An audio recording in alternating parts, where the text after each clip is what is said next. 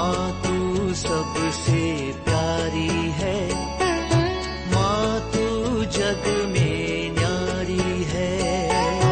माँ तू सबसे प्यारी है, माँ तू जग में न्यारी है। अपने आंचल में रखना, अपने आंचल में रखना। हमें वरदानों से भरना। माँ तू सबसे प्यारी है, माँ तू जग में न्यारी है। माँ तू सबसे प्यारी है, माँ तू जग में न्यारी है। पिता, पुत्र और पवित्र आत्मा के नाम पर आमीन। आप सबों को जय यीशु। मेरे पास एक और सवाल ये आया है।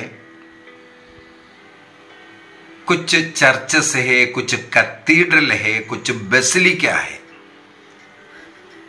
तो कैथेड्रल और बेसिलिका में क्या अंतर है, ये एक सवाल आया है।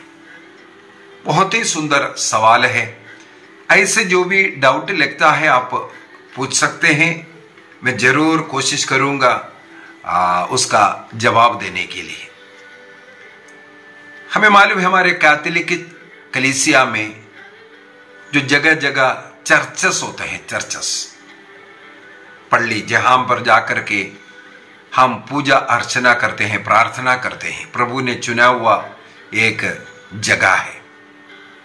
किसी संत के नाम से वो चर्च रहता है, किसी संत का या प्रभु के नाम से भी हो सकता है, किसी न किसी नाम से होगा वो चर्चेस जो है। क्यों डालते हैं वो चर्चेस? चर्चों में संतों का नाम या किसी प्रभु का कुछ ऐसा नाम डाला हुआ मिलेगा।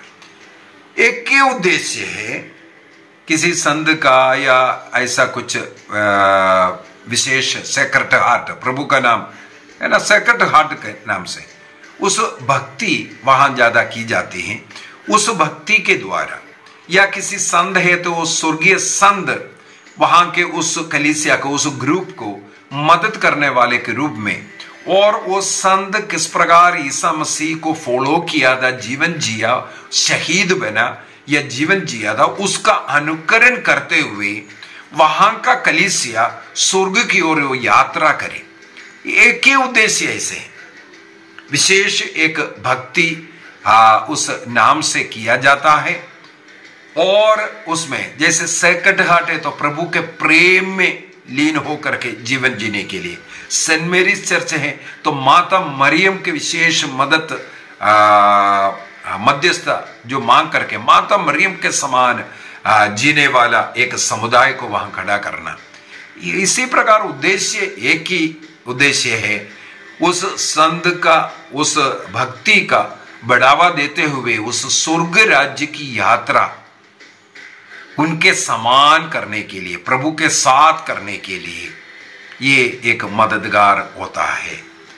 और उस विशेष भक्ति के द्वारा उस संत का या प्रभु का वहां पर विशेष उपस्थिति भी रहता है, और उस संत के नाम से अनेकों चिन्ह चमत्कार भी होता है।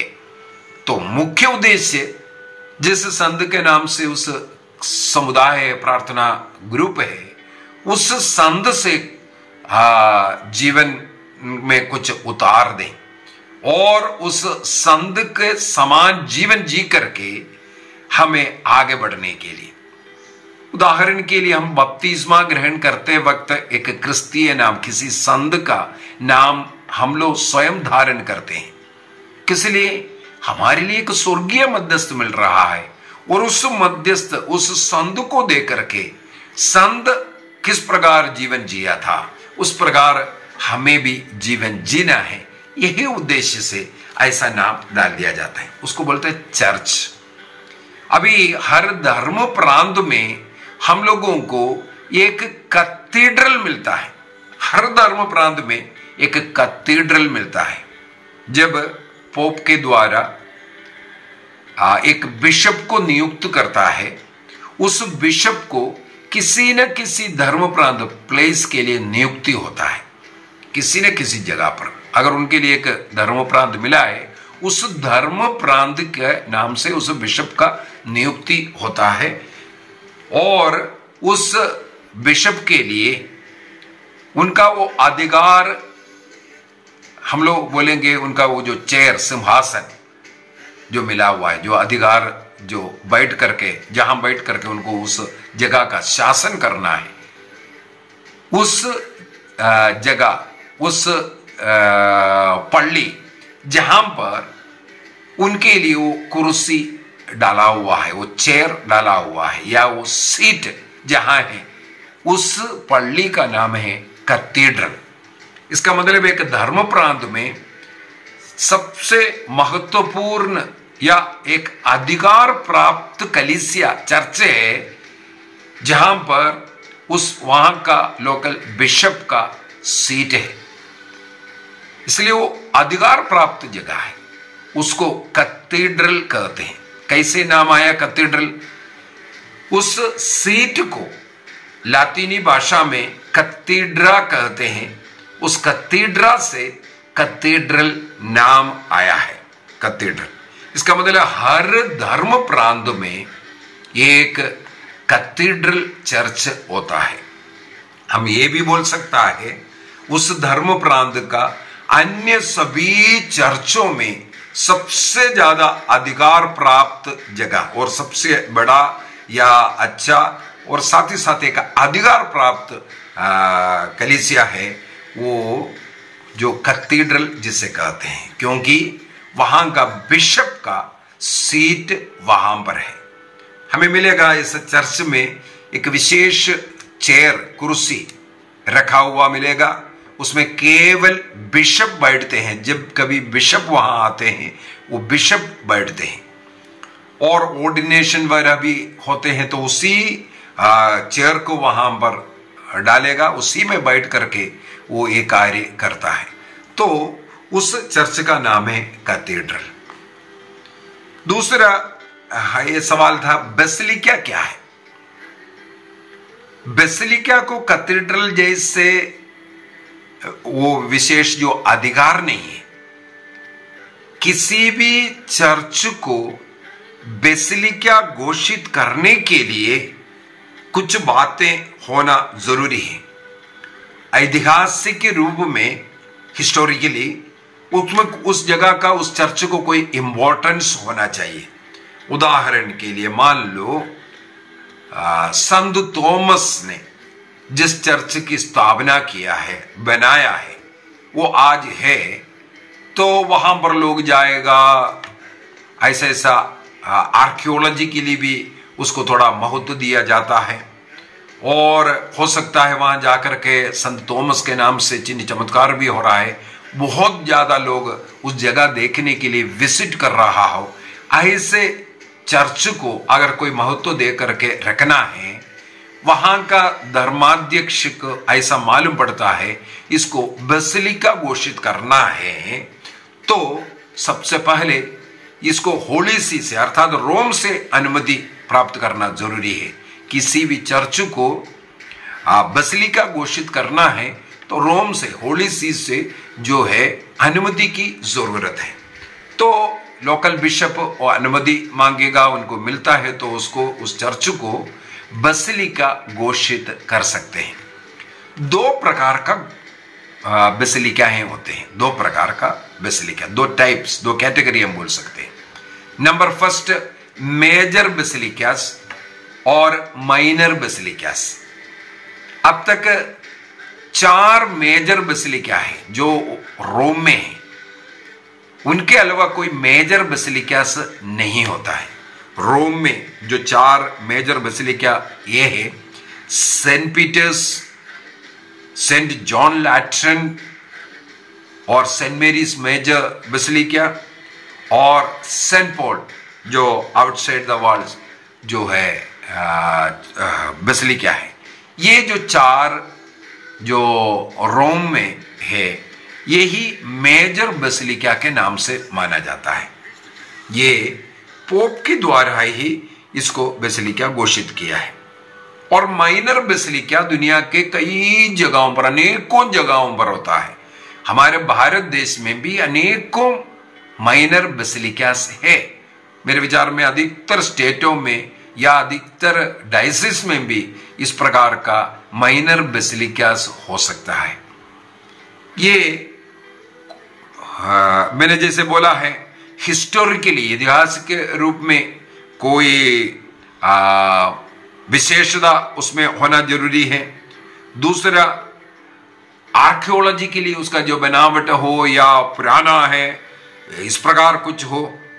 दूसरा जो है स्पिरिचुअली वहां पर कोई ऐसा चिन्ह चमत्कार वगैरह हो रहा है, लोग बहुत ज्यादा वहां पर जा रहा हो, इस प्रकार कुछ न कुछ विशेषता है तो उस चर्च के लिए बेसिलिका घोषित करने के लिए मांग कर सकता है।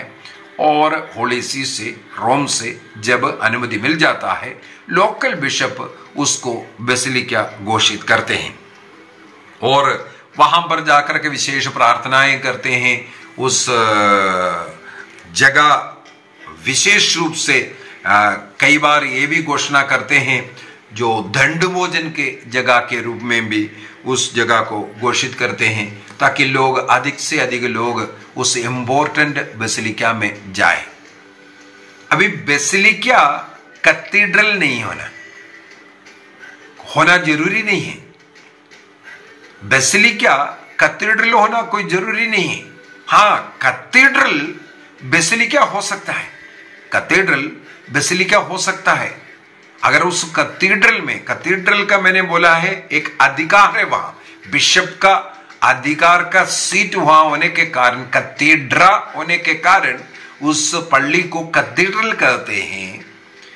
और उसमें अन्य आर्किटेक्ट के कारण या लोग ज्यादा वहां आ रहे हैं और कुछ ऐतिहासिक रूप से कुछ विशेषता हो या स्पिरिचुअली कुछ आशीष कृपा का जगह हो, तो उस जगह को अगर बेसिलिका घोषित करना चाहते हैं तो वो भी संभव है। कैथेड्रल को बेसिलिका भी घोषित कर सकता है।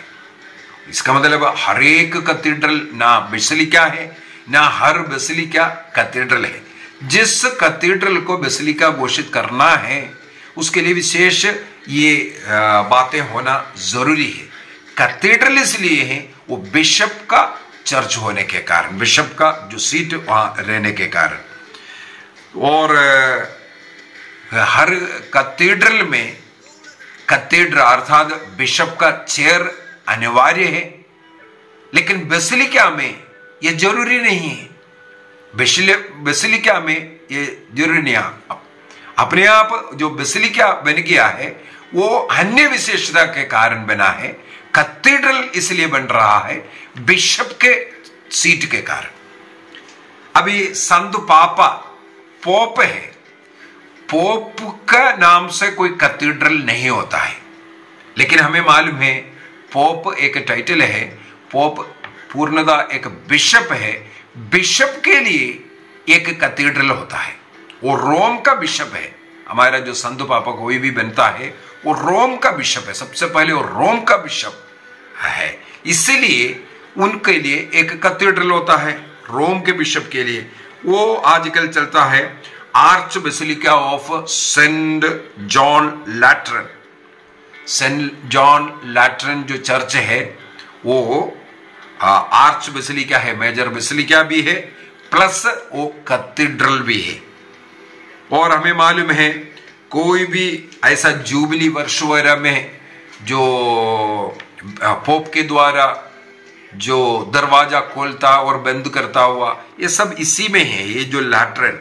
और सबसे पुराना कैथेड्रल, सबसे पुराना फर्स्ट कैथेड्रल यही है, हाँ, सेंट लैट्रन, जॉन लैट्रन। और सबसे हाईएस्ट रैंकिंग में हम अगर देखेंगे वो भी सेंट जॉन लैट्रन कैथेड्रल है। सेंट पीटर्स बेसिलिका है, वो कैथेड्रल नहीं है। कैथेड्रल कौन सा है?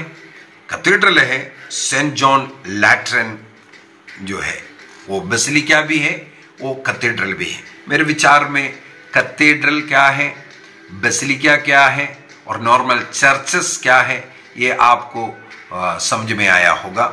यदि और भी कोई डाउट है तो आप पूछ सकते हैं। आइए हम अपनी आंखें बंद करें। हमारे कैथोलिक कलीसिया के लिए हमारे संत पापा, सभी कार्डिनल्स, सभी बिशप्स, सभी पुरोहितों, धर्मबहनों, सबों को याद कीजिए। प्रभु के पवित्र हृदय में उन्हें समर्पित करें, उनके लिए प्रार्थना करें। विशेषकर हमारे पल्ली के पल्ली पुरोहितों को याद कीजिए। अपने बुलाहट के प्रति ईमानदार रहने, अपने भेड़ों को चराने वाला सच्चा गडरिया बने। प्रभु उनके साथ रहकर सदा पवित्र आत्मा का शक्ति एवं सामर्थ्य से हमारे सभी पुरोहितों को भरे। उनका जीवन अपने भेड़ों के लिए उदाहरण बन जाए। प्रार्थना करें और हम अपने पल्ली के साथ जुड़े रहकर प्रभु की सेवा करेंगे, कलीसिया की सेवा करेंगे। ये भी निर्णय करें। हम अपना जीवन को अपने परिवार के लिए, अन्य लोगों के लिए, कलीसिया के लिए उदाहरण बनाएंगे। निर्णय कीजिए। मैं इस समय पर उन लोगों को याद करता हूं जो लोग मेरे से प्रार्थनाएं मांगे। विशेष रूप से इस आगमन काल में जितने भी लोग ये निर्णय करते हुए प्रार्थना भक्ति का जीवन जी रहा है, प्रभु का दोबारा आगमन का इंतजार करते हुए अपने को पवित्र किया है और प्रभु का उस जन्मोत्सव को मनाने के लिए अपने को इस 25 दिन तैयारी कर रहा है, प्रभु उन सबों को आशीष दे। व्यक्तिगत प्रार्थना, पारिवारिक प्रार्थना, रोज की मिस्सा बलिदान, अन्य संस्कारों को योग्य रीति से ग्रहण करने की कृपा सब उन्हें मिले। जितने भी लोग कमेंट बॉक्स में अपने निवेदन को लिखा, उनको मैं समर्पित करता हूं और अन्य जितने भी लोग मुझसे संपर्क किया है उनको भी याद करते हुए इस प्रार्थना करता हूं।